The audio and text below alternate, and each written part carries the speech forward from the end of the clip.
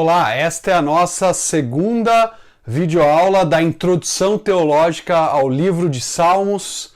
Na primeira videoaula nós demos um voo panorâmico sobre o que estudaremos em nossa matéria e hoje eu quero falar um pouquinho com vocês sobre a importância do livro de Salmos. Por que estudar o livro de Salmos? Por que mergulharmos nessa obra da Escritura Sagrada e sermos então desafiados a amar o Senhor, a buscar o Senhor, a louvar o Senhor, a clamar ao Senhor, como nós vemos os salmistas fazendo, como nós vemos homens e mulheres do passado buscando ao Senhor e muitas vezes usando o livro de Salmos como o seu ponto de partida, como a sua inspiração, como a base da sua oração ou do seu louvor ao Senhor. Jerônimo, o importante tradutor da Vulgata Latina, ele dizia que quando esteve na Palestina, as pessoas cantavam e oravam os salmos com muita frequência. No slide que vocês têm projetado aí, Jerônimo compartilha o seu testemunho sobre a importância do livro de Salmos para as pessoas da Palestina durante a sua época. Ele diz: os salmos eram constantemente ouvidos nos campos e vinhedos da Palestina. O arador, à medida que arava, cantava o aleluia, e o ceifeiro, o vinhateiro e o pastor cantavam alguma parte dos salmos de Davi, onde os prados ficavam coloridos de flores e os pássaros faziam seus lamentos, os salmos soavam ainda mais suavemente. Jerônimo compartilha conosco aqui um pouco do dia a dia dos trabalhadores na Palestina. E é muito importante que nesse dia a dia o livro de Salmos esteja presente. As pessoas estão cantando salmos, as pessoas estão orando salmos. Essa referência que ele faz aqui ao arador cantando o aleluia é provavelmente uma referência ao chamado Hallel final. Os últimos salmos, dos salmos 146 até o 150, eles fazem parte do Hallel final. E esses salmos eles eram lidos, orados nas sinagogas durante as suas reuniões matinais, durante as suas reuniões que ocorriam pela manhã. Geralmente se lia esses salmos que vão do 146 até os 150. Então, os salmos estavam entranhados na vida dos judeus daquela época, na vida dos judeus da antiguidade, de tal modo que Jerônimo, esse importante tradutor da Vulgata Latina, que viveu um bom tempo na Palestina, inclusive cultivando uma vida ascética, ele percebia, ele contemplava as pessoas trabalhando e cantando os salmos. Os salmos não era apenas algo que fazia parte da liturgia do culto judaico, mas era algo que as pessoas levavam consigo para a sua rotina, para o seu trabalho, para a sua vida familiar. E essa importância do livro dos Salmos no judaísmo antigo certamente influenciou os cristãos da antiguidade. Não é à toa que, por exemplo, quando nós chegamos no livro de Atos e encontramos uma das primeiras orações dos cristãos da igreja de Jerusalém, essa oração está repleta de textos do livro de Salmos. Pelo menos 2 salmos nós encontramos nessa oração. Pedro e João haviam sido ameaçados pelos líderes de Jerusalém para que não mais proclamassem Jesus, para que não mais anunciassem Jesus como sendo Cristo, como sendo Messias. Eles chegam, compartilham com a igreja as ameaças que receberam. E o que nós vemos a igreja fazendo assim que recebe essas notícias? A igreja se dispõe a orar, mas a oração que a igreja faz é dominada, é guiada, é dirigida pelo livro de Salmos. Veja, Atos capítulo 4, eu vou ler os trechos de 24 a 29 que você tem projetado aí. Diz assim: ouvindo isso, levantaram juntos a voz a Deus, dizendo: ó soberano, tu fizeste o céu, a terra, o mar e tudo o que neles há. Perceba, a igreja está reunida, clamando a Deus rogando pela presença de Deus e por ousadia e coragem, assim que eles terminam a sua oração, mas eles iniciam lembrando quem é esse Deus. E para lembrarem-se de quem é esse Deus, eles introduzem a sua oração com o Salmo de número 146, versículo 6. Eles recitam esse salmo, eles vão orar com base nesse salmo. Esse salmo é que vai guiar, que vai orientar aquilo que eles dirão a Deus. E eles continuam dizendo o seguinte na sua oração: Tu falaste pelo Espírito Santo por boca do teu servo, nosso pai Davi. Por que se enfurecem as nações e os povos conspiram em vão? Os reis da terra se levantam e os governantes se reúnem contra o Senhor e contra o seu ungido. De fato, Herodes e Pôncio Pilatos reuniram-se com os gentios e com os povos de Israel nesta cidade para conspirar contra o teu santo servo Jesus, a quem ungiste. Então, eles continuam a sua oração e eles dão sequência a ela recitando o Salmo de número 2.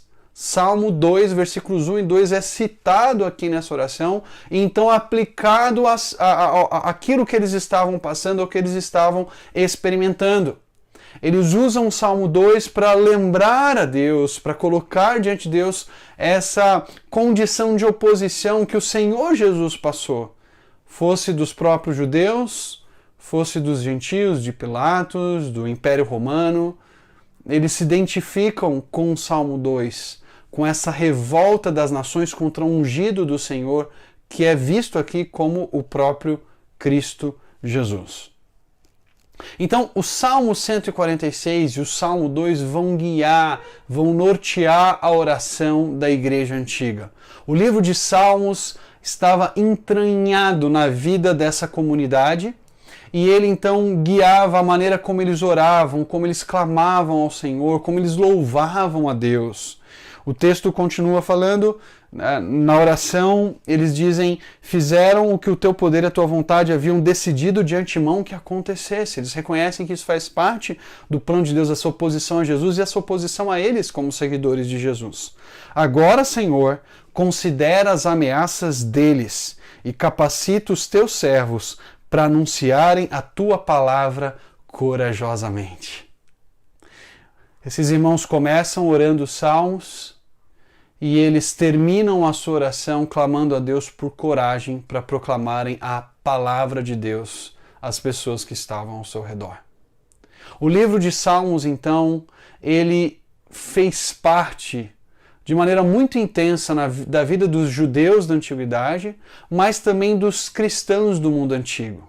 Os cristãos dos primeiros séculos oravam constantemente os salmos e usavam os salmos para guiar, para dirigir, para orientar aquilo que eles diriam a Deus, aquilo que eles pediriam ao Senhor, a maneira que eles dariam graças ao seu Redentor. E é por isso que eu quero encorajar você a olhar para o livro de Salmos como um livro extremamente importante para modelar, para guiar, para orientar as nossas orações hoje também. Não é à toa que Paulo, por exemplo, vai dizer, lá em Efésios capítulo 5, dos versículos 18 a 20, que uma igreja cheia do Espírito é uma igreja que fala entre si com salmos, hinos e cânticos espirituais. Essa é uma indicação para nós de que a igreja do período apostólico falava, orava, cantava os salmos. E eles então orientavam o modo como esse povo do Senhor se dirigia a Deus tantos séculos depois que os primeiros salmos foram escritos, ou alguns séculos depois que os últimos salmos canônicos, aqueles salmos que nós temos registrados, haviam sido escritos. Atanásio de Alexandria, um importante defensor da ortodoxia cristã, que viveu e atuou especialmente ali no quarto século, no começo do quarto século, ele dizia o seguinte: a maior parte das escrituras fala a nós, os salmos falam por nós. A maior parte das Escrituras fala a nós, é Deus se dirigindo, é Deus falando conosco. Pense, por exemplo, na revelação do Sinai, Deus lá do monte falando com Israel por meio de Moisés e trazendo a sua revelação. Pensem nos profetas anunciando a mensagem ao povo. Pensem nos apóstolos proclamando a revelação de Deus. A maior parte das Escrituras é Deus falando a nós. Mas o livro de Salmos fala por nós. É como se Deus nos ajudasse a orar.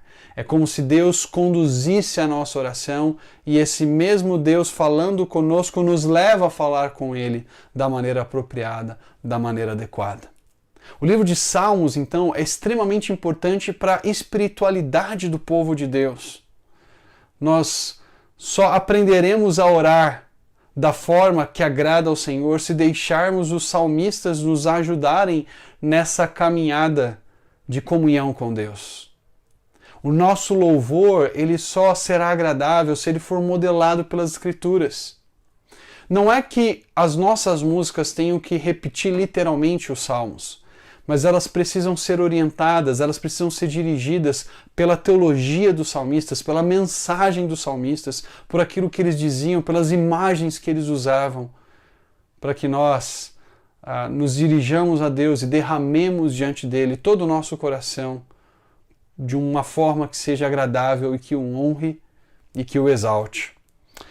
Martinho Lutero, importante reformador, protestante, aquele que deu o pontapé no processo da reforma, ele disse o seguinte: nos Salmos olhamos para o coração de todos os santos e temos a impressão de contemplar belos jardins de prazer, em direção ao próprio céu, onde brotam doces, refrescantes e alegres flores de pensamentos sagrados e felizes sobre Deus e todos os seus benefícios.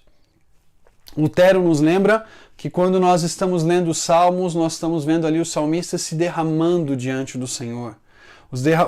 Os salmistas se colocando diante de Deus, expressando diante dele desejos que o agradam.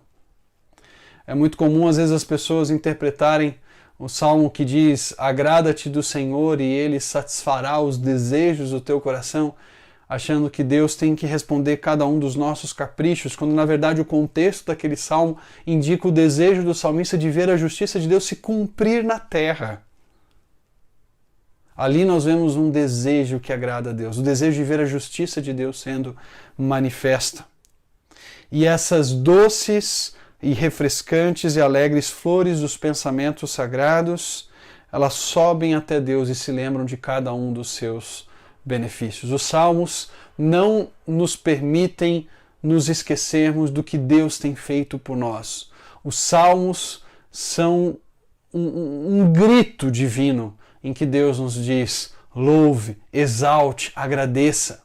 Não permita que o seu coração seja tomado pela murmuração, pela reclamação, pela incredulidade.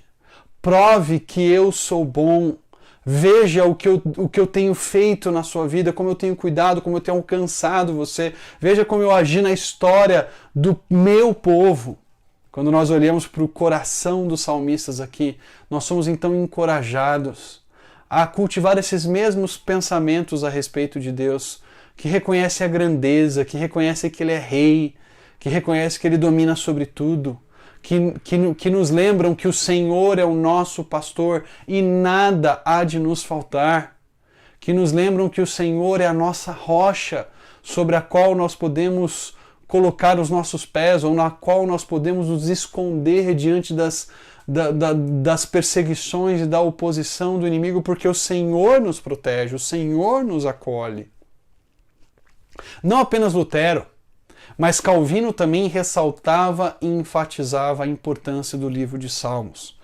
Calvino, nessa observação que vocês têm projetada aí, dizia o seguinte: tenho por costume denominar este livro, e creio não de forma incorreta, de uma anatomia de todas as partes da alma, pois não há sequer uma emoção da qual alguém porventura tenha participado que não esteja aí representada. como se fosse um espelho, diz Calvino. Ou melhor, o Espírito Santo aqui extirpa todas as tristezas, as dores, os temores, as dúvidas, as expectativas, as preocupações, as perplexidades, enfim, todas as emoções perturbadas com que a mente humana se agita. Invocar a Deus é um dos principais meios de garantir a nossa segurança. E a melhor e mais inerrante regra para guiar-nos nesse exercício não pode ser encontrada em outra parte, senão nos Salmos. Veja como Calvino descreve o livro de Salmos. Veja as imagens que ele usa aqui. Calvino diz que o livro de Salmos é a anatomia de todas as partes da alma. É como se o livro de Salmos, então, dissecasse, nos apresentasse todos os sentimentos que passam pela alma humana, e ele cita vários deles na sequência, quando ele fala de dúvidas, temores, dores, expectativas, preocupações, perplexidades. A gente poderia incluir aqui alegrias, inspiração, gratidão. Tudo isso está sendo expresso, apresentado para nós no livro de Salmos, e não há sentimento humano que fuja desse livro, que fuja das orações e dos louvores, das petições e das ações de graças que nós encontramos nesse livro. É por isso que Calvino, além de falar que o livro de Salmos é a anatomia de todas as partes da alma, também vai descrever o livro de Salmos como esse espelho diante do qual nós nos colocamos e muitas vezes nos encontramos ali. Nós podemos nos identificar com os salmistas quando eles clamam: até quando, Senhor, até quando? Nós podemos nos identificar com os fiéis quando eles oram: Senhor, os meus inimigos me cercam, cães me cercam, e eles querem me devorar. Quantas vezes você não passou por situações de oposição, de dificuldade, de dor? Quantas vezes você não se viu em momentos de aflição, talvez problemas de saúde, em que você, orando a Deus, dizia: até quando, Senhor? Arranca isso de mim. Senhor, livra-me disso. Senhor, traz alívio para minha alma, eu não aguento mais de tanto gemer. O salmista do Salmo 102 fala que de tanto gemer, o seu choro vinha sendo o seu alimento noite e dia, e ele era como um passarinho solitário em cima do telhado. Veja, os salmistas então nos ensinam que é legítimo expressar os nossos sentimentos diante de Deus. E nós encontramos então nos Salmos orações e canções para todos os momentos da nossa vida. Não há estação da vida que não esteja coberta, que não seja abrangida pelas orações e canções que os salmistas escreveram. É por isso que Calvino vai dizer: olha, se você quer um guia seguro para orar, para se dirigir a Deus, seja para explodir de louvor, num momento de gratidão por algo que Deus fez tão maravilhoso na sua vida, seja para se derramar, chorar diante de Deus, o livro de Salmos é o nosso guia seguro. O livro de Salmos nos traz orações inspiradas. Não tem como errar quando nós oramos o livro de Salmos. E aí Calvino então vai nos lembrar de dois aspectos importantes que o livro de Salmos enfatiza. Calvino continua dizendo nessa projeção que vocês têm: a genuína e fervorosa oração provém, antes de tudo, de um real senso da nossa necessidade e, em seguida, da fé nas promessas de Deus. É através de uma atenta leitura dessas composições inspiradas que os homens serão mais eficazmente despertados para a consciência das suas enfermidades e, ao mesmo tempo, instruídos a buscar o antídoto para a sua cura.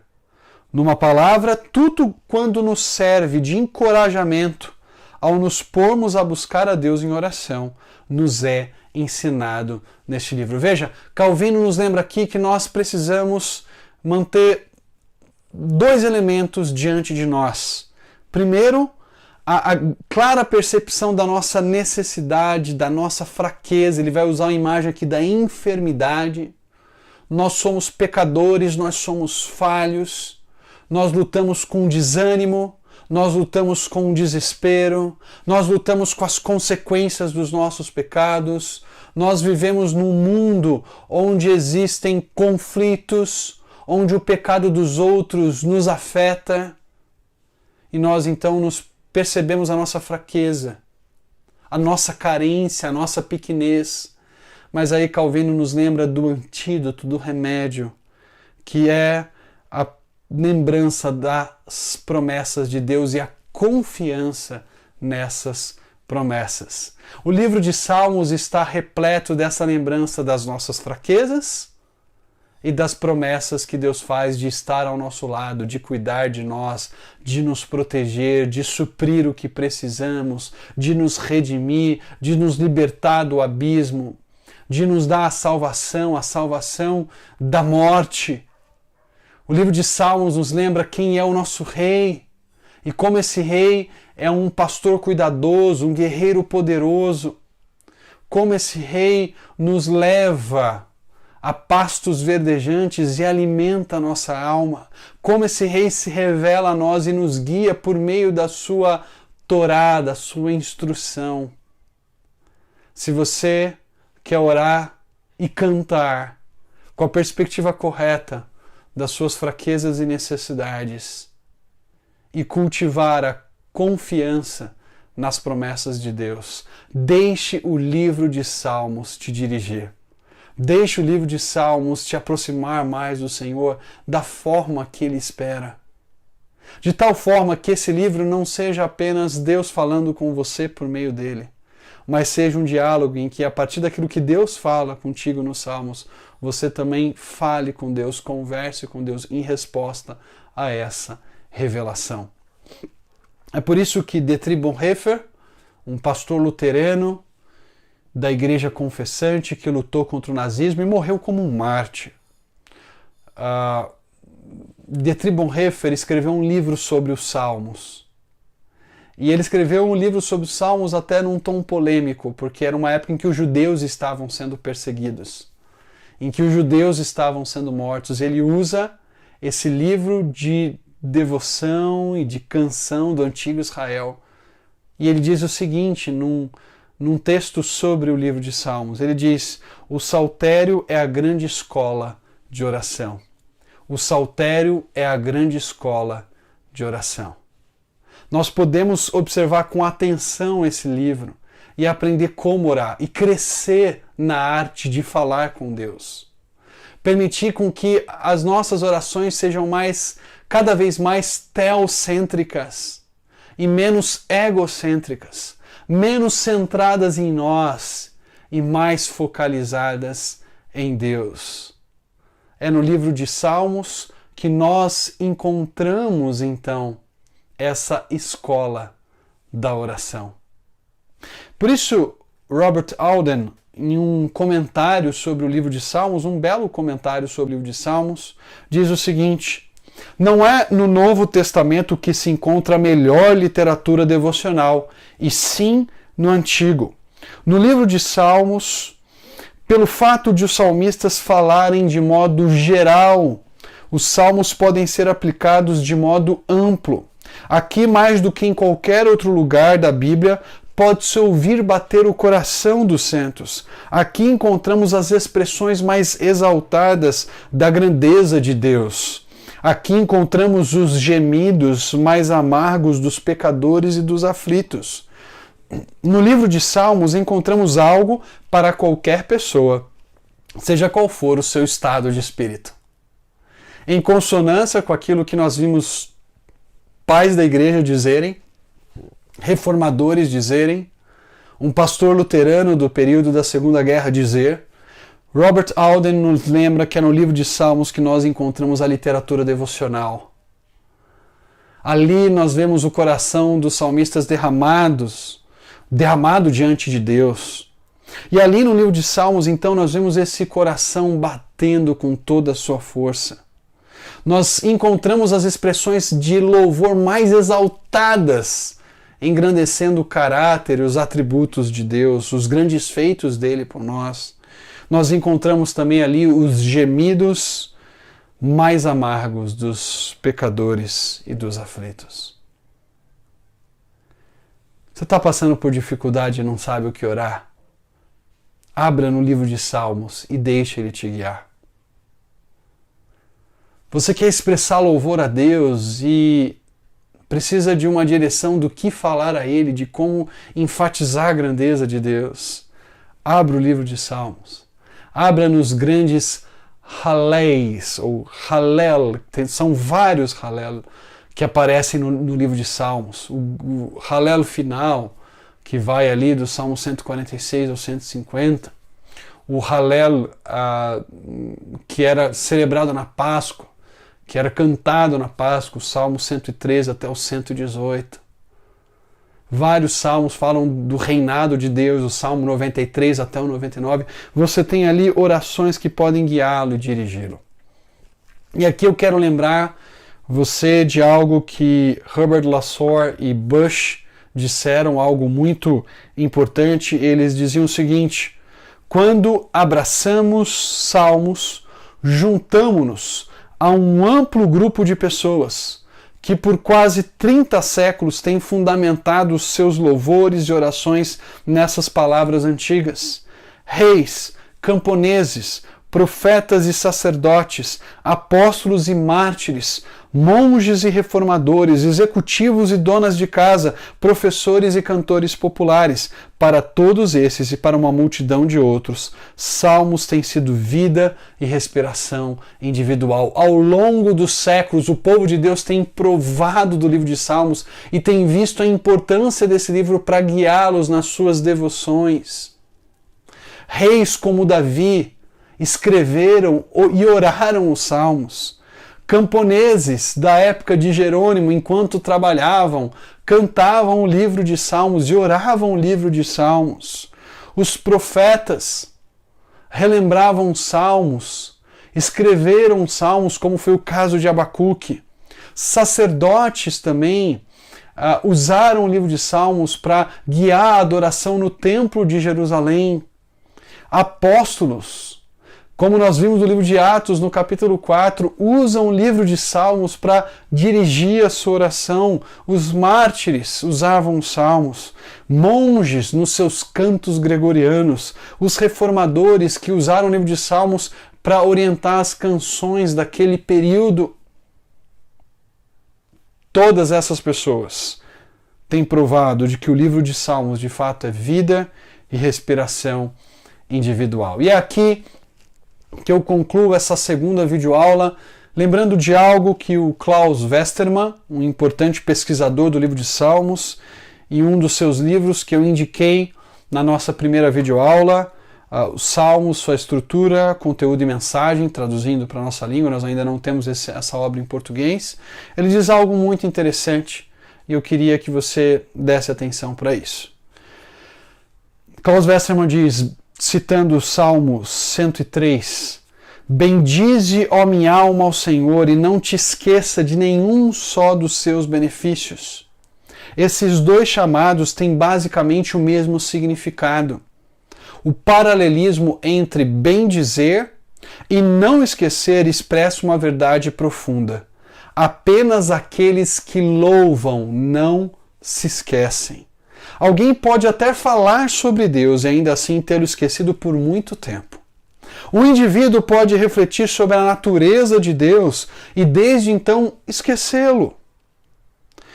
O esquecimento e o afastamento de Deus sempre começam quando o louvor é silenciado. O segredo do louvor é o poder que ele tem para nos ligar a Deus. Por meio do louvor, o indivíduo permanece com Deus. E esse poder do louvor que nos liga a Deus é o que move o chamado do Salmo 103 através dos séculos até aqueles que vivem em nossos dias. Klaus Westermann está dizendo, se você não quer se esquecer de Deus, louve esse Deus. Bendize, louve, ó minha alma, ao Senhor, e não te esqueça de nenhum dos seus benefícios. Não basta você discutir numa argumentação metafísica as provas da existência de Deus. Não basta você talvez fazer uma pesquisa histórica sobre o conceito de Deus. É necessário que você se envolva com Ele. E somente enquanto você louvá-lo e reconhecê-lo como o Senhor da sua vida, é que você jamais se esquecerá desse Deus que o livro de Salmos nos apresenta. Quem louva, jamais esquece. Quem louva, mantém os seus olhos fixos no Deus que é digno do nosso clamor mais profundo e do nosso louvor mais exaltado. Aguardo você na nossa próxima videoaula.